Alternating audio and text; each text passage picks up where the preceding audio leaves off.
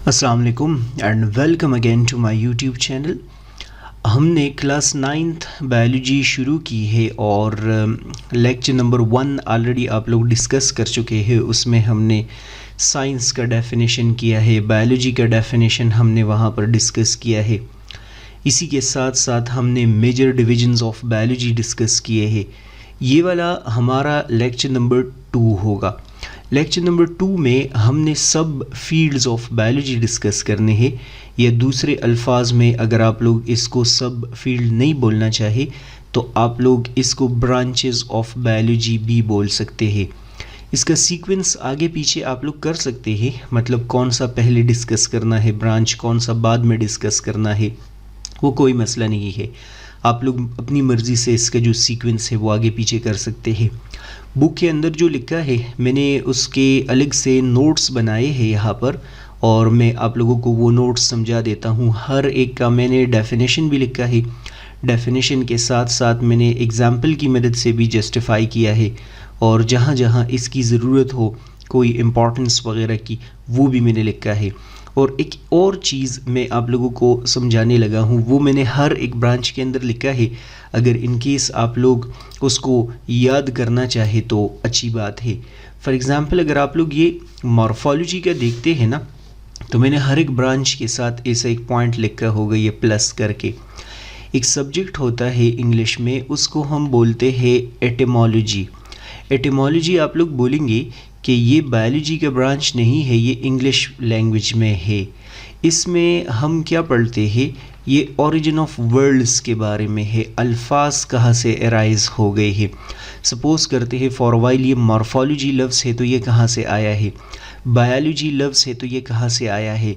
तो ये जिन अल्फाज से बना होता है मैंने हर एक सब्जेक्ट के जो एटिमोलॉजी है वो भी डिस्कस की है।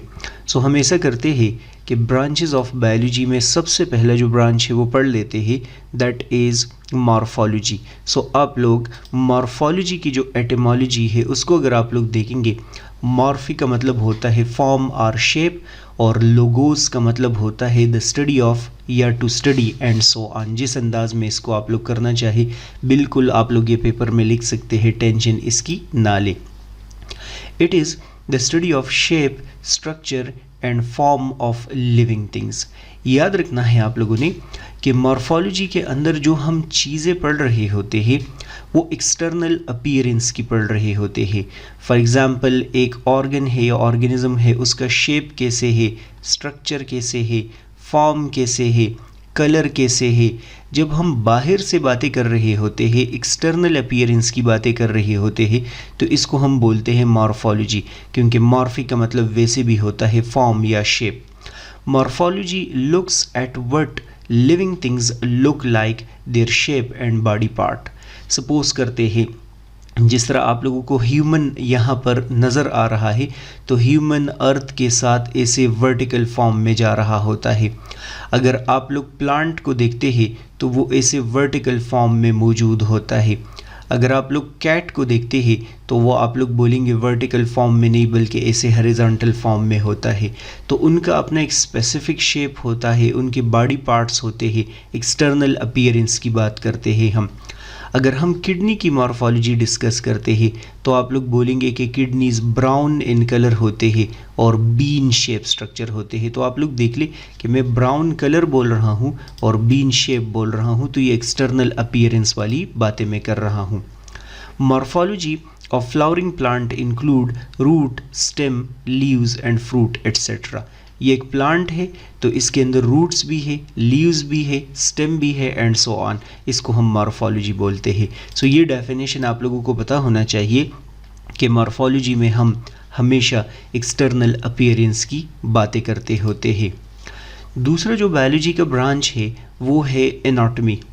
जो एनाटॉमी लफ्ज़ है वो भी आप लोग बोलेंगे कि ग्रीक लैंग्वेज से लिया गया है, एनाटोमस से लिया गया है, और एनाटोमस का मतलब होता है कटिंग, कट करना, किसी चीज़ को कट करके अंदर से देख लेना।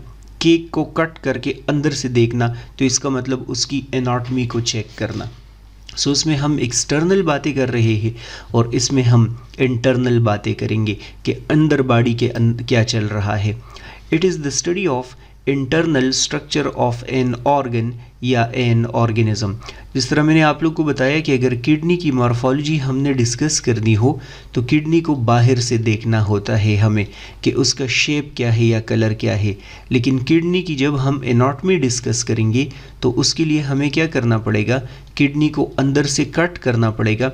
जैसे ही हम उसको अंदर से कट कर देंगे तो जो भी हमें उसके अंदर नज़र आएगा इसको हम बोलते हैं एनाटॉमी। सो आप लोग बोलेंगे कि internal structure of an organ या organism is called anatomy. For example, anatomy of human include studying muscle, heart, brain and kidneys. हमें क्या करना पड़ेगा, ह्यूमन की एनाटॉमी अगर इन केस पढ़नी है, जाहिर सी बात है कि ह्यूमन को कट करना पड़ेगा और अंदर से देखना पड़ेगा और अंदर से उनके मसल्स, हार्ट वगैरह देखने पड़ेंगे। तो जब हम इनसाइड देखते हैं इसको हम क्या बोलते हैं, इसको हम एनाटॉमी बोलते हैं। आप लोग देख ले, हर एक में मैंने एग्जाम्पल भी लिखा है और हर एक लफ्ज़ कहाँ से आया है वो भी मैंने लिखा है। Anatomy is also called internal morphology, ये इसका दूसरा नाम है, पेपर में आ सकता है, आप लोगों को पता होना चाहिए कि इसका दूसरा नाम इंटरनल मॉर्फोलॉजी भी है। तीसरा जो ब्रांच आप लोगों की बुक में डिस्कस किया है वो है फिजियोलॉजी। फिजियोलॉजी और एनाटॉमी अक्सर साथ साथ चल रहे होते हैं। जब आप लोग डॉक्टर बनेंगे तो ये साथ साथ तकरीबन पढ़ेंगे। सो आप लोग बोलेंगे कि the study of function of various organs of organism is called physiology. आप लोग देखें ना, हमारे बॉडी के अंदर हार्ट का अपना फंक्शन है, लंग्स का अपना फंक्शन है, स्किन का अपना फंक्शन है, किडनीज का अपना फंक्शन है, हर एक पार्ट ऑफ द बॉडी का अपना अपना फंक्शन होता है। सो इस फंक्शन की स्टडी को या रोल की स्टडी को हम बोलते हैं फिजियोलॉजी। अब आप बोलेंगे वहाँ तो आपने अल्फाज का ओरिजिन लिखा है, यहाँ नहीं लिखा, तो जहाँ जहाँ ज़रूरी नहीं होगा और जहाँ थोड़ा सा मुश्किल होगा या ज़्यादा देर समझाने में लगेगी तो वो मैं नहीं करूँगा, उसकी कोई ज़रूरत इतनी ज़्यादा नहीं होगी। Physiology studies how studies of how different body parts work. ये तो खैर मैंने ऊपर भी लिखा, इसमें से कोई सेंटेंस भी आप लोग लिख सकते हैं कि मसल्स क्या वर्क करते हैं, स्किन क्या वर्क करते हैं and so on.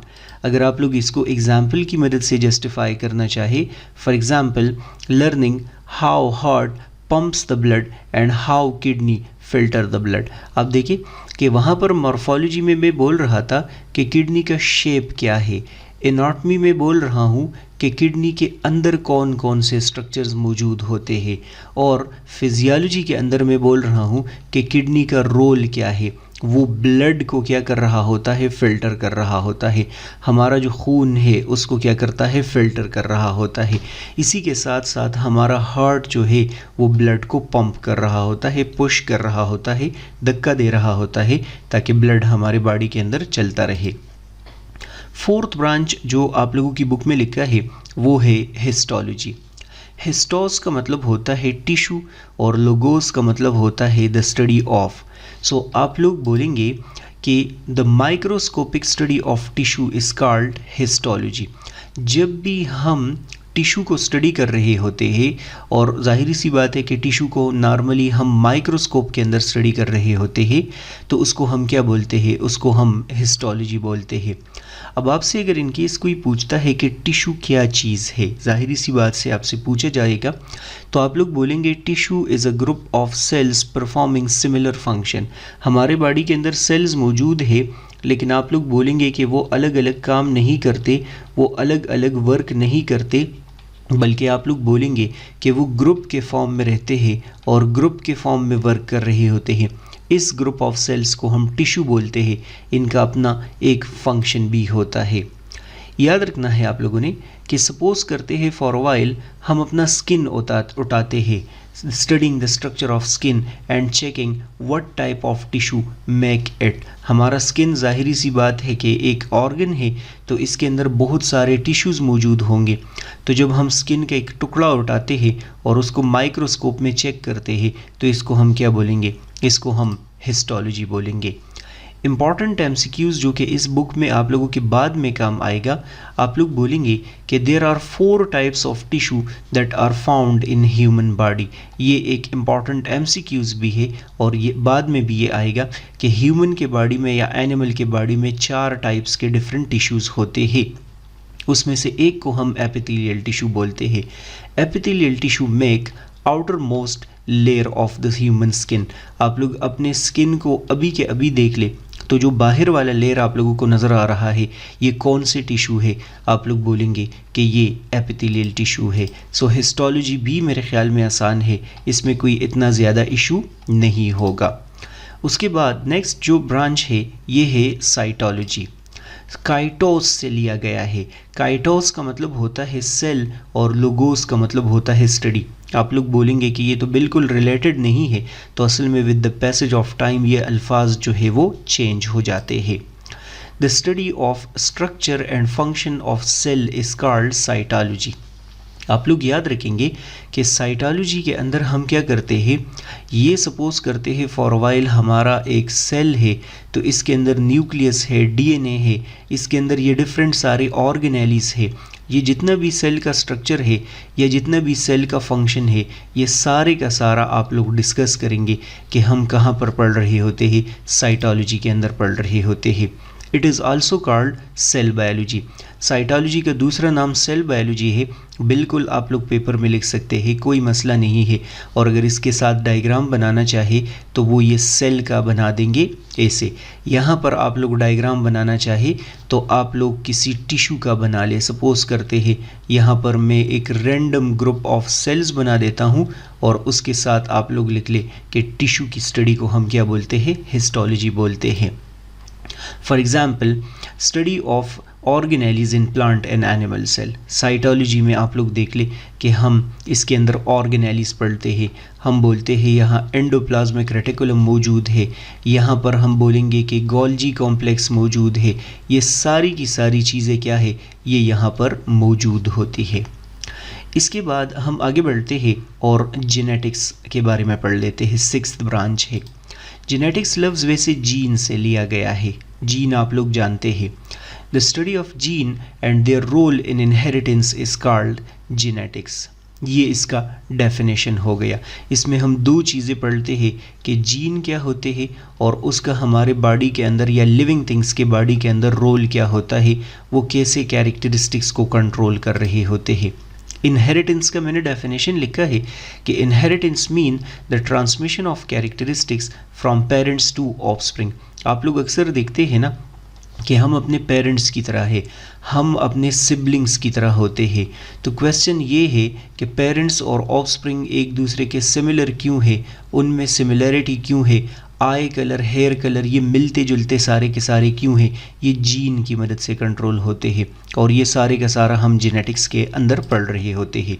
For example finding out why a child look like his parents. जिस तरह मैंने आप लोग को बताया ना कि हम इसमें ये पता लगाते हैं कि एक ऑर्गेनिज्म जो है वो अपने पेरेंट्स की तरह क्यों है। Why a white cat commonly produce white kitten.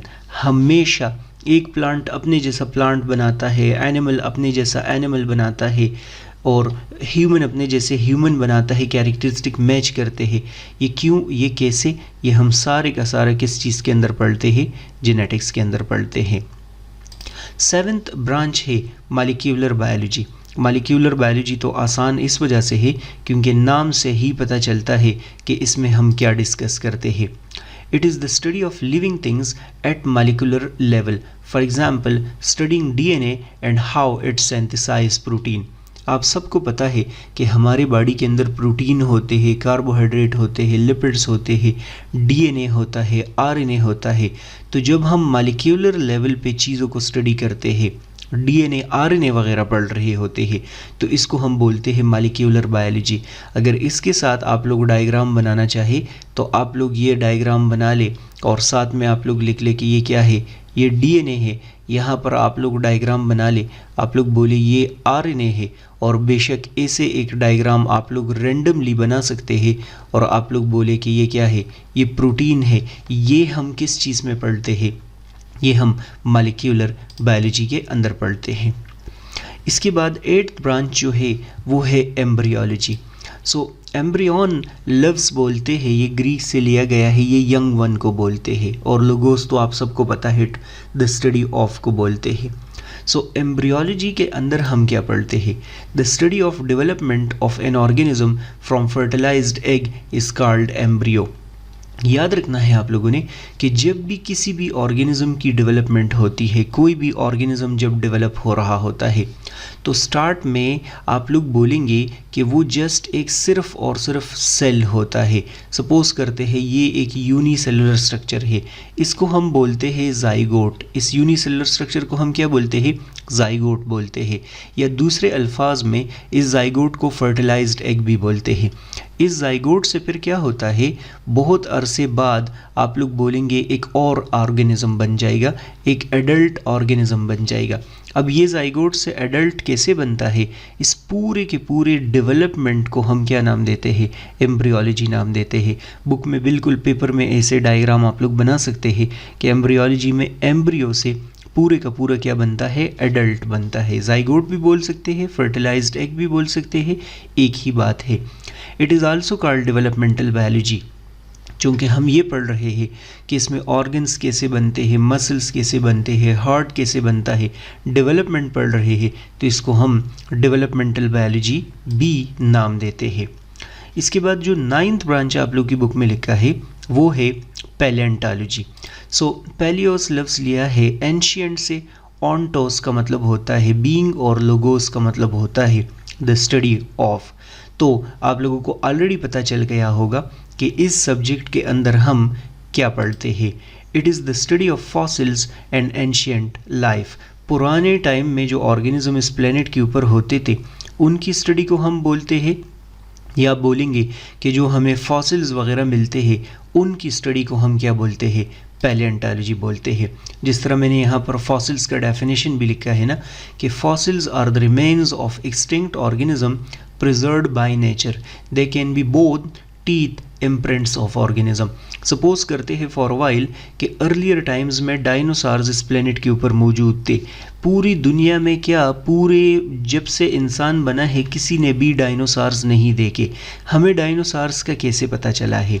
आप लोग बोलेंगे कि डायनासोर्स जिस ज़माने में मौजूद थे उस ज़माने में ह्यूमन थे ही नहीं। कभी हमें डायनासोर के अभी बोन मिले हैं, कभी टीथ मिले हैं, कभी कदमों के निशान मिले हैं।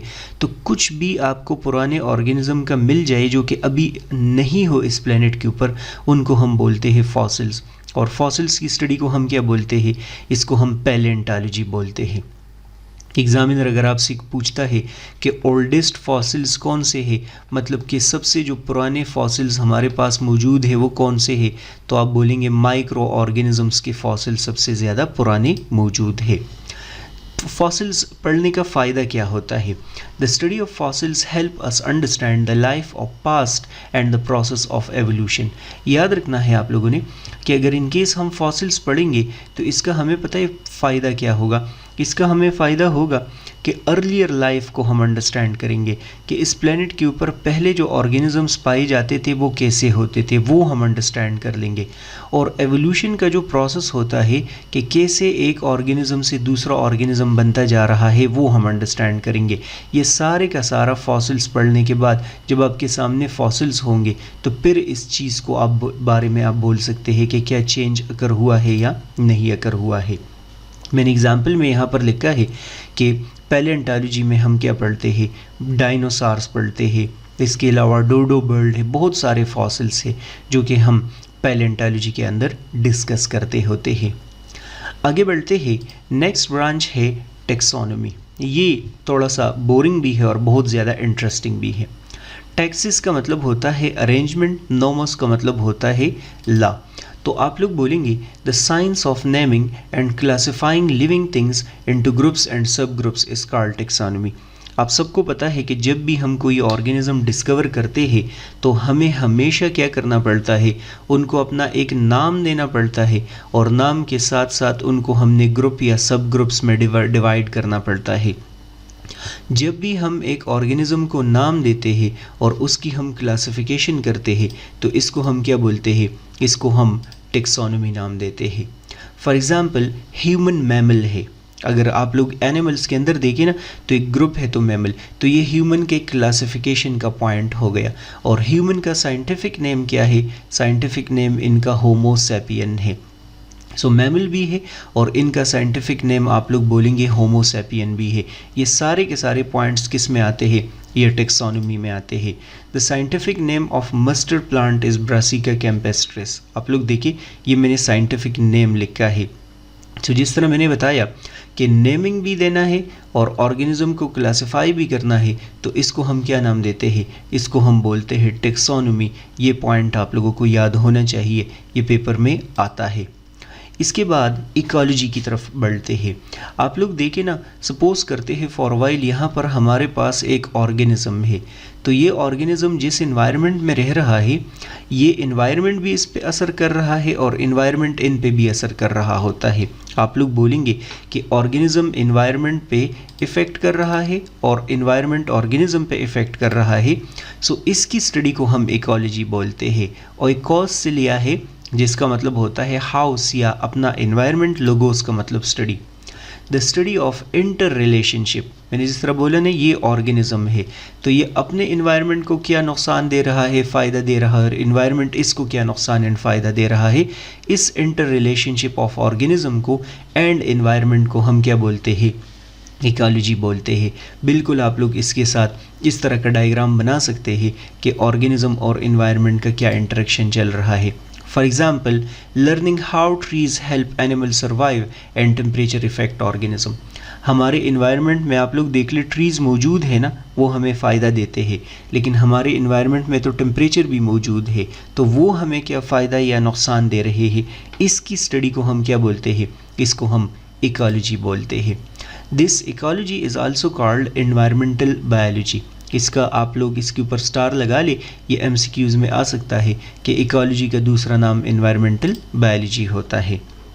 ये वाला ब्रांच आप लोगों की बुक में नया ऐड कर दिया है, इसको हम बोलते हैं मेरीन बायोलॉजी। मेरे ख्याल में कि इसमें कोई मसला नहीं होगा। मेरीन आप सबको पता है कि सी को बोलते हैं या ओशन को बोलते हैं, उस वाटर को बोलते हैं जहाँ पर साल्ट ज़्यादा होता है। The study of living things that are found in ocean and sea is called marine biology. आप सबको पता है कि मेरीन वाटर हम उस वाटर को बोलते हैं जो कि नॉर्मली जहाँ पर साल्ट बहुत ज़्यादा अमाउंट में मौजूद होता है, तो उसको उसके अंदर जितने भी ऑर्गेनिजम्स होते हैं उसकी स्टडी को हम मेरीन बायोलॉजी बोलते हैं। ये बात आप लोगों के लिए बहुत ज़्यादा ज़रूरी होनी चाहिए। फॉर एग्ज़ाम्पल स्टडिंग वेल, ये वेल का स्पेलिंग सेट कर दे, फ़िश, डॉल्फिन एंड स्पॉन्ज। सो आप लोग इसके लिए बाकायदा एक डायग्राम फ़िश का बना सकते हैं। एग्ज़ामिनर अगर इनके हिसाब से पेपर में पूछता है तो आप लोग इस तरह का डायग्राम बना ले और बोले कि ये फ़िश है, इसकी स्टडी को हम क्या बोलते हैं, मेरीन बायोलॉजी। स्पॉन्ज आप लोग बोलेंगे ये भी एक एनिमल होता है। इसके बाद ये वाला ब्रांच भी आप लोगों की बुक में नया ऐड कर दिया है, पैथोलॉजी। पैथोजेंस बोलते हैं डिजीज़ काजिंग एजेंट को। हर उस चीज़ को जो डिजीज़ काज करते हैं उसको हम क्या बोलते हैं, पैथोजन, और पैथोज बोलते हैं डिजीज़ को। सो आप लोगों को आइडिया हो गया होगा कि पैथोलॉजी में हम क्या पढ़ते हैं। It is the branch of biology which deal with the study of diagnosis of disease. इसमें हम डिजीज़ का पता लगाते हैं कि ये डिज़ीज़ क्यों काज हो रहा है, ये मलेरिया कैसे काज हो रहा है, इसको कंट्रोल कैसे करना है और इसका ट्रीटमेंट, ये सारा हम पैथोलॉजी के अंदर क्या करते हैं, पढ़ रहे होते हैं। फॉर एग्ज़ाम्पल अगर हम कैंसर के बारे में पढ़ना शुरू कर दें, मलेरिया के बारे में पढ़ना शुरू कर दें, इसमें आप लोग एग्ज़ाम्पल लिख ले कैंसर या आप लोग लिख ले मलेरिया, ये अगर हम पढ़ते हैं तो ये पैथोलॉजी में आएगा। अच्छा, इम्यूनोलॉजी हम पढ़ लेते हैं। याद रखना है आप लोगों ने कि इस प्लेनेट के ऊपर हर जगह इतने सारे बैक्टीरिया है कि वो हमें किसी भी वक्त किल कर सकते हैं। कभी कभार बहुत ख़तरनाक होते हैं वायरसेस, बैक्टीरिया, लेकिन फिर मसला ये है हम हर वक्त क्यों बीमार नहीं होते। इसी वजह से नहीं होते क्योंकि हमारे बॉडी के अंदर क्या मौजूद होता है, एक इम्यून सिस्टम मौजूद होता है या डिफेंस सिस्टम मौजूद होता है जो कि हमें हर वक्त बचा रहा होता है। तो जब भी हम उस इम्यून सिस्टम को स्टडी करते हैं या डिफेंस सिस्टम को स्टडी करते हैं तो इसको हम बोलते हैं immunology. So you need to remember immunology is the study of immune system या डिफेंस सिस्टम। अगर आपसे कोई पूछता है कि इसमें क्या आते हैं तो आप बोलेंगे वाइट ब्लड सेल्स। इम्यूनोलॉजी में वाइट ब्लड सेल इम्यूनिस से लिया गया है जिसका मतलब होता है सेफ़ या बैक्टीरिया फ्री, जहाँ पर कोई पैथोजन वगैरह नहीं हो। सो इम्यून सिस्टम की स्टडी को हम इम्यूनोलॉजी बोलते हैं। For example learning how vaccine protect against polio. इस इम्यूनोलॉजी में बहुत सारी चीज़ें, वैक्सीनेशन जिस तरह आप लोग पढ़ते हैं ना कि कैसे वैक्सीन हमें बचाते हैं वायरस से, बैक्टीरिया से, कोरोना वायरस से एंड सो ऑन, तो ये सारा हम इम्यूनोलॉजी के अंदर पढ़ते हैं। एंड यहाँ पर नेक्स्ट जो ब्रांच है, और मेरे ख्याल में कि ये लास्ट ब्रांच है, इसको हम बोलते हैं फार्माकोलॉजी। फार्मेसी तो खैर आप सबको पता है, या फार्माकॉन आप सबको पता है कि ये हम ड्रग्स के लिए लफ्ज़ यूज़ करते हैं, लोगोज बोलते हैं हम स्टडी को। सो इसका क्या होगा, pharmacology is the study of drugs. ये ड्रग्स की स्टडी को बोलते हैं। ड्रग्स वो एडिक्शन वाले नहीं, नशे वाले नहीं, वो भी, लेकिन इसके अलावा मेडिसिन्स भी, सारे मेडिसिन्स को कंबाइन मिला के हम ड्रग्स बोलते हैं। हाउ मेडिसिन आर मेड, अच्छा इसके अंदर हम क्या पढ़ते हैं, यही कि ये ड्रग्स कैसे बनाए जाते हैं, ये बॉडी के अंदर कैसे वर्क करते हैं, इसका साइड इफ़ेक्ट्स कैसे हो सकते हैं, एंड हाउ दे क्योर और treat diseases etcetera. So everything you need to remember about drugs is called क्या, फार्माकोलॉजी। फॉर एग्ज़ाम्पल अगर आप लोग इसमें पता लगाना चाहे, एंटीबायोटिक सपोज करते हैं कैसे बैक्टीरिया किल करते हैं, या मैं अगर आप लोगों को बताऊं कि एस्प्रिन या डिस्प्रिन जो हम पैनाडोल वगैरह खाते हैं, तो उनको कैसे पता चलता है कि सर में दर्द है और उसको हमने क्या करना है, करेक्ट करना है। ये सारी की सारी चीज़ें हम क्या करते हैं, फार्माकोलॉजी के अंदर पढ़ते हैं। सो ये ब्रांचेस है, या इसको आप लोग सब फील्ड्स भी बोल सकते हैं। मेरे ख्याल में कि इसमें कोई इतनी सारी बातें जो है वो मुश्किल नहीं होंगी, फिर भी अगर मुश्किल है तो मुझे आप लोग कमेंट्स में पूछ सकते हैं। अगर मेरी ऑनलाइन क्लासेस लेनी है आप लोगों ने, उसमें मैं लिखता हूँ, आप लोग मेरे साथ साथ लिखते हैं, सो बोर नहीं होते, और उसमें डिस्कशन भी होती है एंड सो ऑन। सो अगर वो करना चाहे वो भी आप लोग ज्वाइन कर सकते हैं। बाकी अगर आप लोगों को लेक्चर अच्छा लगा है तो लाइक, सब्सक्राइब, शेयर ज़रूर करेंगे अपने फ्रेंड्स और क्लास के साथ। नेक्स्ट वीडियो लेक्चर आप लोग देखेंगे। गुड बाय, अल्लाह हाफिज़।